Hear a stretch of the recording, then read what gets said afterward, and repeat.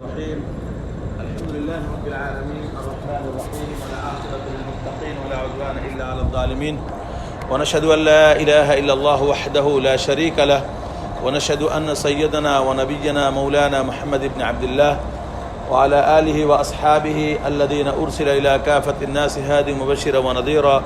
وداعيا إلى الله بإذنه وسراجا منيرا فبلغ الرسالة وأدى الأمانة ونصح الأمة وكشف الله بالغمة وجاهد في سبيله حتى أتاه اليقين صلوات الله عليه وعلى آله وأصحابه أجمعين أما بعد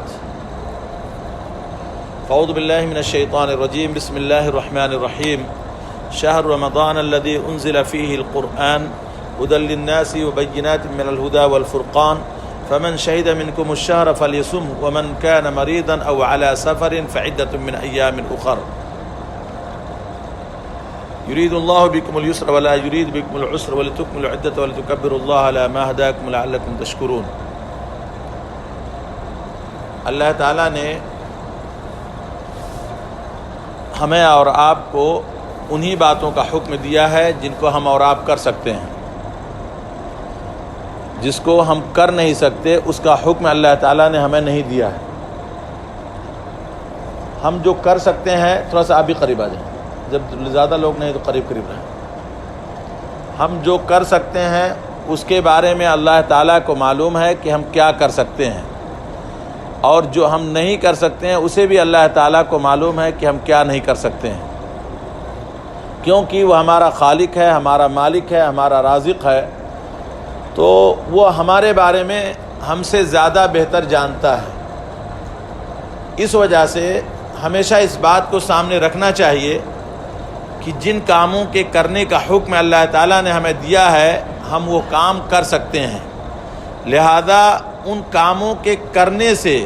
کبھی دور بھاگنا یہ ہمارے ایمان کا تقاضا نہیں ہے، بلکہ ایمان کا تقاضا یہ ہے کہ اس کام کو میں کر سکتا ہوں، اس وجہ سے میرے رب نے مجھے اس کام کے کرنے کا حکم دیا ہے۔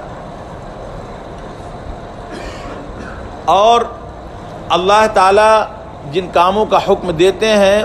ان کاموں کے ادا کرنے میں ہمارا ہی فائدہ ہوتا ہے، یہ بھی بات ہم سبھی جانتے ہیں، ہمارا ہی فائدہ ہے، اس وجہ سے اللہ تعالیٰ نے کسی کام کے کرنے کا ہمیں حکم دیا ہے۔ یہ رمضان کا مہینہ آیا، اب رمضان کے مہینے میں اللہ تعالیٰ ہم سب کو حکم دیتے ہیں کہ شہر رمضان الذی انزل فیہ القرآن ھدی للناس وبینات من الھدی والفرقان فمن شہد منکم الشہر فلیصمہ، کہ تم میں سے جو شخص رمضان کا مہینہ پائے، رمضان کا مہینہ پائے اسے چاہیے کہ وہ رمضان کے مہینے کا روزہ رکھے۔ فمن شہد منکم الشہر فلیصم، جو شخص بھی رمضان کا مہینہ پائے اسے چاہیے کہ رمضان کے مہینے کا روزہ رکھے۔ ومن کان مریضا او علی سفر فعدۃ من ایام اخر، اب یہاں دوسری بات اللہ تعالیٰ نے فوراً بیان فرما دی کہ ومن کان مریضا، کہ اب اگر کوئی شخص ایسا ہے کہ جو رمضان کے مہینے کے اندر داخل تو ہو جاتا ہے، رمضان کا مہینہ اسے مل تو جاتا ہے، لیکن وہ اتفاق سے مریض ہے، تو اب وہ کیا کرے؟ اتفاق سے مریض ہے، بیمار ہے، تو اب وہ کیا کرے؟ تو اللہ تعالیٰ نے اس کے بارے میں فرمایا ومن کان مریضا او علی سفر فعدۃ من ایام اخر، کہ اگر تم میں سے کوئی شخص جو رمضان کے مہینے کے اندر داخل ہو چکا، وہ بیمار ہے، وہ مریض ہے، اور وہ روزہ نہیں رکھ سکتا۔ بیمار ہونے کا مطلب یہ ہے کہ وہ روزہ نہیں رکھ سکتا، روزہ رکھنے کی اس کے پاس طاقت نہیں ہے، روزہ رکھنے کی اس کے پاس صلاحیت نہیں ہے، تو اب اللہ تعالیٰ اس کے لیے حکم دے رہے ہیں فعدۃ من ایام اخر، کہ اس شخص کو چاہیے کہ ان روزوں کی قضا دوسرے دنوں کے اندر کرے۔ مریض ہے، بیمار ہے، روزہ نہیں رکھ سکتا، اب وہ روزے کو چھوڑ سکتا ہے، افطاری کر سکتا ہے، لیکن اب اس کے ذمے ہے کہ وہ جو چھوٹے ہوئے روزے ہیں ان چھوٹے ہوئے روزوں کی قضا دوسرے دنوں کے اندر کرے۔ اب یاد رکھیے، اب یہاں سے ایک مسئلہ سمجھ لیجیے، پھر آگے بڑھتے ہیں انشاءاللہ تعالی۔ مسئلہ یہ ہے کہ ایک قضا بھی ہوتی ہے اور ایک کفارہ ہوتا ہے۔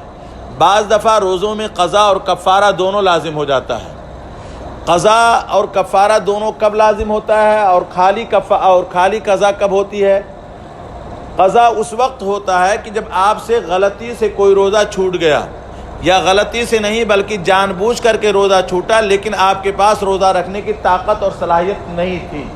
مثال کے طور پر ایک آدمی بیمار ہے اور بیمار اتنا زیادہ ہے کہ اگر وہ روزہ رکھے گا تو اس کا مرض بڑھ جائے گا، یا اتنا زیادہ بیمار ہے کہ اگر روزہ رکھے گا تو اس کے جان کے جانے کا خطرہ اور اندیشہ ہے،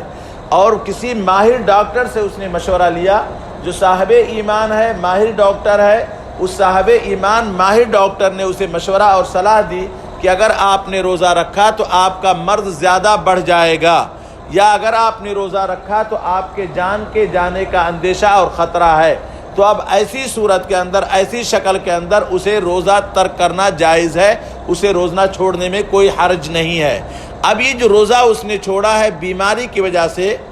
اب اس روزے کا اعادہ دوسرے دنوں میں کرنا ضروری ہے جب وہ صحت مند ہو جائے۔ دوسرے دنوں میں جب وہ اپنی بیماری سے نکل جائے اور صحت مند ہو جائے، تندرست ہو جائے، تو اب اسے چاہیے کہ دوسرے دنوں میں اس روزہ کا اعادہ کرے۔ اس روزہ کے اعادہ کرنے کو قضا کہا جاتا ہے۔ اب یہاں ایک مسئلہ اور نکلا کہ اگر خدا نخواستہ کوئی بندہ ایسا بیمار ہے، ایسی بیماری کے اندر مبتلا ہے کہ وہ دوسرے دنوں کے اندر بھی صحت یاب نہیں ہو پا رہا ہے، اس بیماری سے نکل ہی نہیں پا رہا ہے، اور کوئی اندازہ لگایا بھی نہیں جا سکتا کہ کتنے سال، کتنے مہینے اور کتنے دنوں کے اندر یہ ٹھیک ہو جائے گا، تو اب کیا کرے وہ بندہ؟ تو اس کا جواب یہ ہے ففدیۃ من صیام، کہ اب اسے چاہیے کہ وہ فدیہ ادا کرے۔ جو شخص لگاتار مستقل بیمار ہے اسے چاہیے کہ اب وہ فدیہ ادا کرے۔ فدیہ کیا ہے؟ کتنا فدیہ ادا کرے گا؟ جو فدیہ ہوتا ہے وہ ایک صدقہ فطر کی مقدار ایک روزے کے بدلے میں فدیہ ادا کرے۔ ففدیۃ من صیام، ایک روزے کے بدلے میں ایک فدیہ ادا کرے۔ ایک فدیہ کتنا ہے؟ وہ ایک صدقہ فطر کی مقدار ہے۔ جو آپ صدقہ فطر ادا کریں گے ابھی رمضان میں انشاءاللہ ثم انشاءاللہ، یا بہت سارے لوگوں نے کر بھی دیا ہوگا ضرورت کے حساب سے، یہ جو صدقہ فطر آپ ادا کریں گے، اس ایک روزے کا ایک فطرہ ایک روزے کے برابر ہوگا۔ ایک فطرہ، ایک صدقہ فطر ایک روزے کے برابر ہوگا۔ اگر کسی کے 10 روزے چھوٹ گئے تو اسے چاہیے کہ 10 صدقہ فطر کے برابر وہ مسکینوں کو فدیہ ادا کرے۔ اب یہ صدقہ فطر جو ہے یہ انسان کھجور سے بھی ادا کر سکتا ہے، کشمش سے بھی ادا کر سکتا ہے، گیہوں کا بھی ادا کر سکتا ہے، جو کا بھی ادا کر سکتا ہے، چاول کا بھی ادا کر سکتا ہے، اور بعض حدیثوں کے اندر پنیر وغیرہ بھی دینے کا رواج تھا۔ اب یہاں اس بات کا لحاظ رکھا جائے گا کہ عام طور سے جہاں وہ رہتا ہے اس علاقے کی غذا کیا ہے،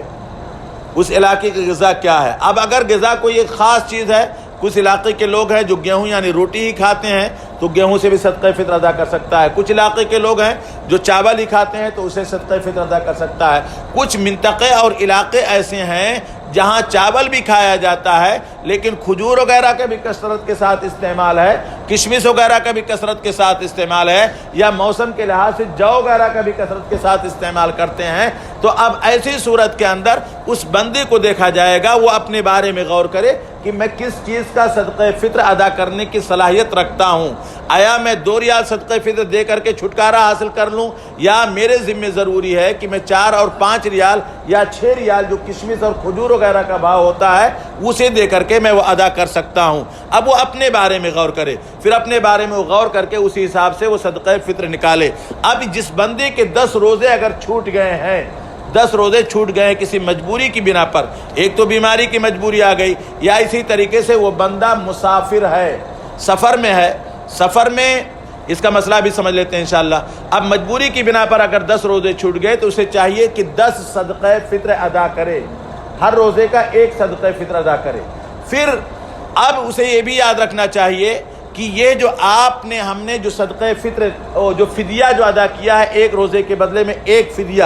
یہ اس وقت ادا کیا ہے جب آپ بیمار ہیں، جب آپ بیمار ہیں خدا نخواستہ اور مسلسل بیماری کے اندر پڑے ہوئے ہیں، ٹھیک ہونے کی کوئی چانس اور کوئی گنجائش نہیں ہے، تو اب آپ کو فدیہ دینے کا حکم ہے۔ لیکن اگر آپ نے فدیہ دے دیا اور پھر اللہ کرے ایسا ہی ہو کہ سال بھر 2 سال کے بعد کوئی بندہ صحت یاب ہو جاتا ہے، تندرست ہو جاتا ہے، ہٹا کھٹا ہو جاتا ہے، کوئی اب اسے کوئی پریشانی نہیں، کوئی تکلیف نہیں ہے، وہ روزہ رکھ سکتا ہے، تو اب فقہا یہ بیان فرماتے ہیں کہ اب اسے چاہیے کہ ان روزوں کی قضا کرے جو روزہ اسے چھوٹ چکے تھے اور اس نے فدیہ بھی دے دیا تھا، پھر بھی اس روزے کی اب وہ قضا کرے۔ فدیہ اب اس کے کام میں نہیں آئے گا، بلکہ اس کے ذمے روزہ قضا کرنا ضروری ہوگا جو روزہ اس کے چھوٹ چکے تھے۔ کوئی بندہ حالت سفر میں ہے، مسافر ہے، مسافر کے ذمے یہ ہے کہ ومن کان مریضا او علی سفر، کہ اگر کوئی شخص بیمار ہے یا سفر پر ہے تو اسے بھی چاہیے کہ اگر وہ روزہ نہیں رکھ سکتا ہے تو روزہ چھوڑ دے۔ لیکن وہاں حدیثوں کو سامنے رکھتے ہوئے کئی مسئلے بیان کیے جاتے ہیں۔ تو حدیثوں کو سامنے رکھتے ہوئے ایک مسئلہ یہ بیان کیا جاتا ہے کہ اگر کوئی شخص ایسے سفر میں ہے جس سفر میں اسے روزہ رکھنا دشوار ہو، روزہ رکھنے سے اس کے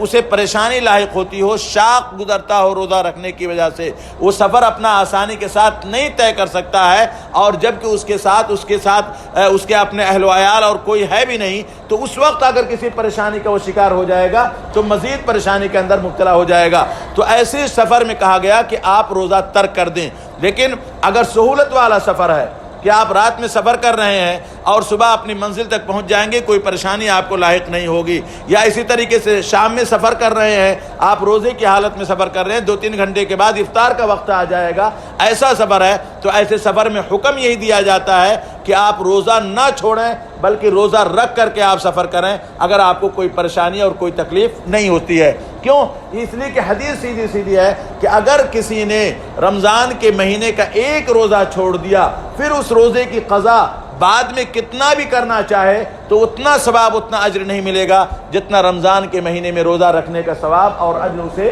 مل سکتا تھا۔ لہذا چاہیے کہ وہ روزہ رکھے، لیکن اگر کسی نے چھوڑ دیا ہے تو اس کو چاہیے کہ اس روزے کی قضا کرے، اس روزے کی قضا کرے دوسرے دنوں میں، اور دوسرے دنوں میں جتنا قریب سے قریب تر ہو سکتا ہو ان دنوں کے اندر روزے کی قضا کرے۔ ایک یہ قضا ہو گیا۔ ایک مسئلہ آتا ہے کفارے کا،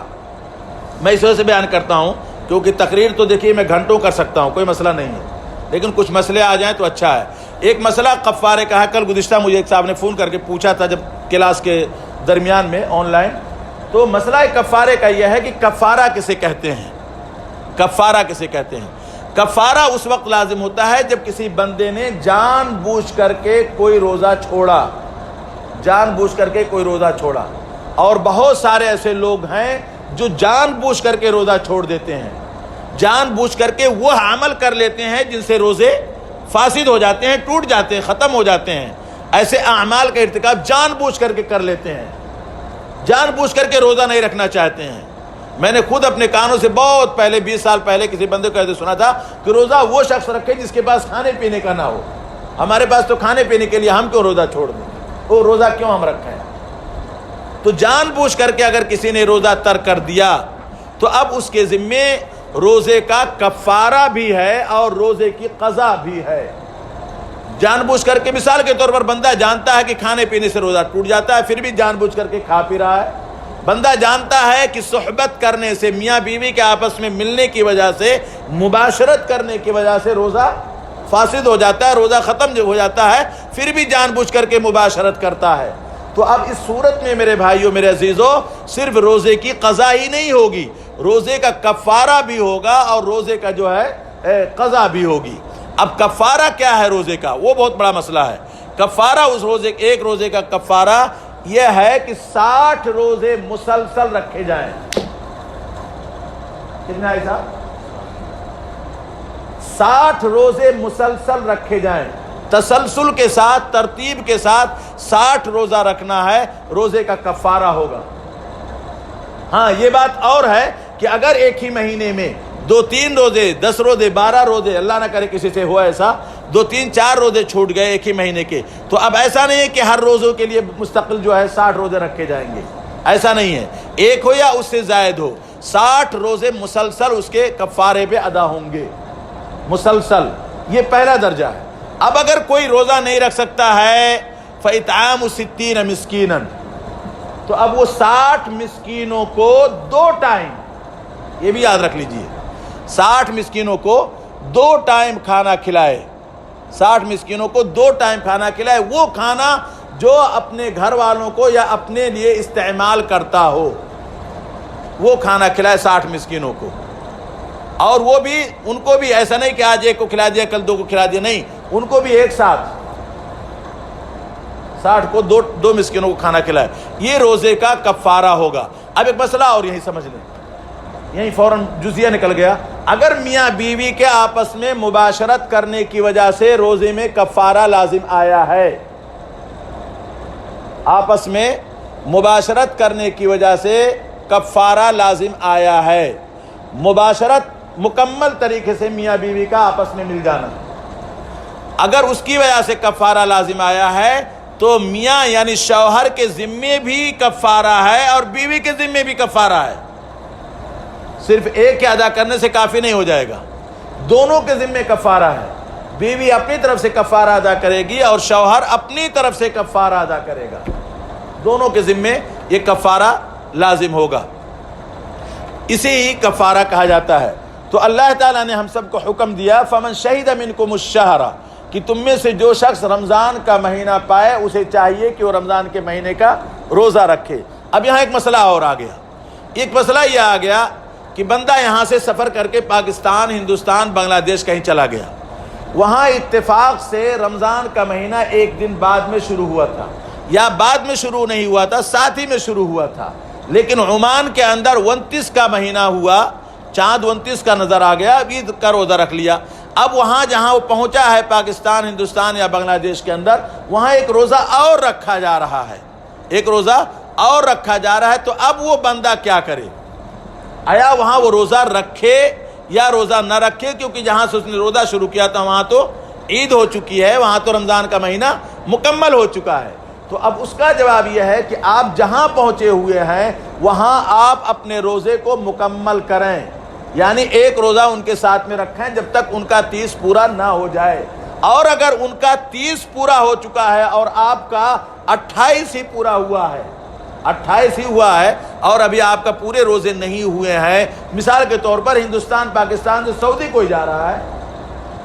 ہندوستان پاکستان بنگلہ دیش میں 2 دن بعد شروع ہوا، سعودی میں پہلے شروع ہوا اور سعودی والوں کا مہینہ پورا ہو گیا، 29 کا یا 28 کا 30 کا جو مہینہ تھا وہ پورا ہو چکا ہے، تو اب یہ بندہ کیا کرے گا؟ تو وہاں کہا جائے گا کہ آپ ان کے ساتھ عید تو کر لیں لیکن اس کے بعد اپنا ایک روزہ آپ مکمل کریں گے، ایک روزہ اپنا مکمل کریں گے۔ یہی مسئلہ ہے فمن شہد منکم الشہر فلیصمہ۔ اور اگر آپ کسی ایسے جگہ پہنچ رہے ہیں جہاں 29 کا مہینہ ہو رہا ہے اور آپ کے 30 پہلے سے پورے ہو چکے ہیں، یا 30 کا مہینہ ہو رہا ہے آپ کے 30 پہلے سے پورے ہو چکے ہیں، مثال کے طور پر یہاں 30 پورا ہو جا رہا ہے، آپ اتفاق سے سفر کر رہے ہیں لیکن دوسرے دن وہاں چاند نظر نہیں آیا تھا ہندوستان پاکستان بنگلہ دیش کے اندر، وہاں اب آپ کیا کریں گے؟ آپ کے 30 تو پورے ہو چکے، تو وہاں یہ کہا گیا کہ اب وہاں آپ 31واں روزہ نہیں رکھیں گے، یہاں 31واں روزہ نہیں رکھیں گے، لیکن جس دن وہاں کے لوگ روزے کی حالت میں ہیں وہاں آپ ان کا احترام کرتے ہوئے آپ اسی طریقے سے رہیں گے، کھلم کھلا نہ کھائیں گے نہ پئیں گے، اگرچہ آپ روزہ نہیں رکھیں گے۔ عید کی نماز بھی آپ اس دن اکیلے نہیں ادا کریں گے بلکہ ان کے ساتھ عید الفطر کی نماز ادا کریں گے۔ سمجھ گئے بات اتنی؟ اسی کو فرمایا فمن شہد منکم الشہر فلیصمہ، کہ تم میں سے جو شخص رمضان کا مہینہ پائے تو اسے چاہیے کہ رمضان کے مہینے کا روزہ رکھے۔ یہ مسئلہ یہاں سے نکلا ہے۔ پھر اسی آیت میں اللہ تعالیٰ نے ایک بات اور بیان فرمائی۔ بات کیا بیان فرمائی؟ کہ وَإِذَا سَأَلَكَ عِبَادِي عَنِّي فَإِنِّي قَرِيبٌ، یہ بہت اہم مسئلہ ہے کہ وَإِذَا سَأَلَكَ عِبَادِي عَنِّي فَإِنِّي قَرِيبٌ۔ اس پورے رمضان کے مہینے میں جہاں آپ روزہ رکھتے ہیں، جہاں آپ سحری کرتے ہیں، افطاری کرتے ہیں، تراویح پڑھتے ہیں، قرآن کی تلاوت کرتے ہیں، ذکر و اذکار کے اندر مشغول ہوتے ہیں، صدقہ کرتے ہیں، خیرات کرتے ہیں، افطاری کرواتے ہیں، زکوٰۃ دیتے ہیں، وہیں ایک مسئلہ اور یاد رکھیے کہ روز آنا بلا ناغہ آپ اپنے لیے کچھ وقت خاص کر لیں جس میں آپ صرف اور صرف دعا کر رہے ہوں، اللہ تعالیٰ سے جس وقت صرف آپ مانگ رہے ہوں، چلو دعا بھی نہیں، مانگ رہے ہوں، بندہ مانگتا ہے نا کبھی کبھی، مانگتا ہے بندہ تو صرف اپنے لیے وقت خاص کر لیں جس میں آپ مانگ رہے ہو. کیوں؟ اس لیے کہ ان آیتوں کے تسلسل میں ہم جب جاتے ہیں جن آیتوں کے اندر روزے کا حکم دیا گیا، یا ایھا الذین آمنوا کتب علیکم الصیام سے لے کر کے شہر رمضان الذی انزل فیہ القرآن، اس کے بعد والی آیت میں وَإِذَا سَأَلَكَ عِبَادِي عَنِّي فَإِنِّي قَرِيب، یہاں ان سارے مسائل کو بیان کرنے کے بعد اللہ تعالیٰ نے دعا کرنے کا گویا کہ اشارے سے حکم دیا ہے، اور فرمایا اجیب دعوت الداعی اذا دعانی فلیستجیبوا لی، کہ ہر پکارنے والے کی پکار کو میں سنتا ہوں، لہذا اسے چاہیے کہ وہ مجھ سے مانگے، مجھ سے فریاد کرے، میرے سامنے ہاتھ پھیلائے. لہذا رمضان کا مہینہ جب ملا ہم نے رمضان کے مہینے میں روزہ رکھا، تو اب ہمیں اللہ تعالیٰ سے مانگنا چاہیے، اللہ تعالیٰ سے فریاد کرنا چاہیے. مانگیں گے کیا؟ آپ کی میری جو بھی ضرورت ہو، دنیاوی ضرورت ہو اسے بھی مانگیے، اخروی ضرورت ہو اسے بھی مانگیے، آپ کی اپنی ضرورت ہو، اپنے آل کی ضرورت ہو، اپنی اولاد کی ضرورت ہو، اپنے بچوں کی ضرورت ہو، ماں باپ کی ضرورت ہو، جن کی بھی ضرورت ہو، تو اسے چاہیے کہ میں اللہ تعالیٰ کے دربار میں رکھوں. جس زبان میں بھی چاہوں میں اللہ تعالیٰ سے مانگوں. اللہ کو ہر زبان معلوم ہے، اس زبان کو اللہ تعالیٰ سنتا ہے اور جانتا ہے اور بندے کی دعا کو قبول کرتا ہے. حضرت عمر رضی اللہ تعالیٰ عنہ نے فرمایا تھا کہ اللہ کے ہاں دعا کا قبول کرنا مشکل نہیں ہے، بلکہ ہمارا دعا کے لیے ہاتھ اٹھانا مشکل ہے. ہم ہاتھ جب اٹھائیں گے تو اللہ تبارک تعالیٰ سنے گا. اللہ تعالیٰ دلوں کے راز کو تو جانتا ہے، لیکن ہمارے لیے ہاتھ اٹھانا ضروری ہے، مانگنا ضروری ہے. اسی وجہ سے بعض علماء کرام بعض حدیث کی بعض دعاؤں کو حکم دیتے ہیں کہ ان دعاؤں پر عمل پیدا ہونا چاہیے. جیسے ایک مشہور دعا ہے اللہم اجعلنی عندک ولیجہ، اللہم اجعلنی عندک ولیجہ. میں نے کئی جگہوں پر یہ بات ذکر کی ہے. اللہم اجعلنی عندک ولیجہ واجعلنی زلفا وحسن مآب. بہترین دعا ہے. چلتے پھرتے چھوٹی چھوٹی دعا، آپ چل رہے ہیں کہیں بھی، اللہم اجعلنی عندک ولیجہ واجعلنی زلفا وحسن مآب. یہ جانتے ہیں کیا ہے؟ یہ آپ نے بہت بڑی چیز اللہ تعالیٰ سے مانگ لی ہے، بہت بڑی چیز مانگ لی ہے. کیا کہا آپ نے کہا اے اللہ مجھے آپ اپنے پاس آنے جانے والا بنا دیجئے، اپنے پاس آنے جانے والا بنا دیجئے. جس طریقے سے گھر کے اندر کوئی بندہ داخل ہوتا ہے بغیر روک ٹوک کے، آپ اپنے گھر میں بغیر روک ٹوک کے داخل ہوتے ہیں، جب چاہتے ہیں داخل ہو گئے، جب چاہے داخل ہو گئے، نہ دروازہ کھٹکھٹانا ہے، نہ بل بجانا ہے، نہ کسی سے کھلوانا ہے، نہ کچھ، جب چاہیں آپ گئے اور آئے. اب جانے آنے کے بعد کیا کرتے ہیں؟ آپ کو اپنے گھر سے اپنے کمرے سے انسیت پیدا ہوتی ہے، اپنی ضرورت کا سامان لیتے ہیں، سکون محسوس کرتے ہیں، وہاں آرام کرتے ہیں، راحت آپ کو حاصل ہوتی ہے، اور آپ اپنے آپ کو اس گھر کے اندر اس کمرے کے اندر داخل پا کر کے بہت ہی آرام کی سانس لیتے ہیں. اسی طریقے سے ولیجتن کے معنی یہی ہے کہ آنے جانے والا، بار بار پہنچنے والا. اللہ سے آپ دعا کر رہے ہیں اللہم اجعلنی عندک ولیجہ، کہ اللہ میں نے نماز تو پڑھی، میں نے رکوع تو کیا، میں نے سجدہ تو کیا، میں نے اپنی پیشانی کو زمین پر تو رکھا، اے اللہ میں نے قرآن کی تلاوت بھی کی، ذکر و اذکار کے اندر میں مشغول ہوا، میں نے روزہ بھی رکھا، حج بھی کیا، سارے اعمال میں کرتا چلا جاتا ہوں. ان سارے اعمال کے کرنے کی غایت، اس کا مقصد، اس کی وجہ یہ ہے کہ اللہ میں آپ کا قرب حاصل کرنے والا بن جاؤں. ان سارے اعمال کو تو میں نے کیا، لیکن اے اللہ پھر میں آپ سے مطالبہ کرتا ہوں، دوبارہ میں آپ سے مانگتا ہوں وجعلنی عندک ولیجہ وجعلنی عندک ولیجہ وجعلنی عندک ولیجہ، کہ اللہ آپ اپنے پاس مجھے آنے جانے والا بنا دے. کیا مطلب یہ ہے کہ میرے دل میں اللہ آپ کی محبت ہو، اے اللہ میرے دل میں آپ کا لگاؤ ہو، میرے دل میں آپ کا تعلق ہو، اے اللہ میرے دل میں آپ کی خشیت ہو، آپ کا ڈر ہو، آپ کا خوف ہو، اے اللہ آپ کا احترام ہو، اے اللہ آپ کا ادب ہو، اے اللہ آپ ہی کی طرف میرا دل ہمیشہ مائل ہوتا ہو. جب میری کچھ ضرورت پیش آتی ہو تو میں ہمیشہ آپ کی طرف متوجہ ہونے والا ہو جاؤں. جب آپ میرے ساتھ ہوں تو اس وقت مجھے ہر طرح کا سکون ملتا چلا جائے گا. اگر آپ خدا نخواستہ میرے اپوزٹ ہو جائیں گے، میرے مخالف ہو جائیں گے، تو میں تو ہلاک و برباد ہو جاؤں گا. اے اللہ آپ میرے اپوزٹ نہ ہونا، میرے خلاف نہ ہونا، میرے مقابلے میں نہ آنا، بلکہ میرے ساتھ رہنا، میری ہاں میں ہاں ملاتے رہنا. میں آپ کے دروازے پر دستک دیتا رہوں گا، آپ کی بات مانتا کرتا رہوں گا، آپ کے سامنے رکوع سجدہ کرتا رہوں گا۔ اللہم اجعلنی عندک ولیجا، اے اللہ آپ میرے ساتھ میں مجھے آپ کے اپنا جو ہے ولیجہ بنا لیجئے۔ یہ آپ گویا کہ اپنے رب سے دعائیں کر رہے ہیں، اور عربی کا مشہور قاعدہ ہے جو میں نے بہت بار شاید بیان کیا ہوگا، اذا کان اللہ معک فمن علیک واذا کان اللہ علیک فمن معک، کہ اگر اللہ تعالیٰ آپ کے ساتھ ہے، اذا کان اللہ معک عربی کا مشہور جملہ ہے، استعمال ہوتا ہے عرب میں، اذا کان اللہ معک فمن علیک، کہ اگر اللہ آپ کے ساتھ ہے تو آپ کے اپوزٹ میں کوئی کھڑا نہیں ہو سکتا ہے۔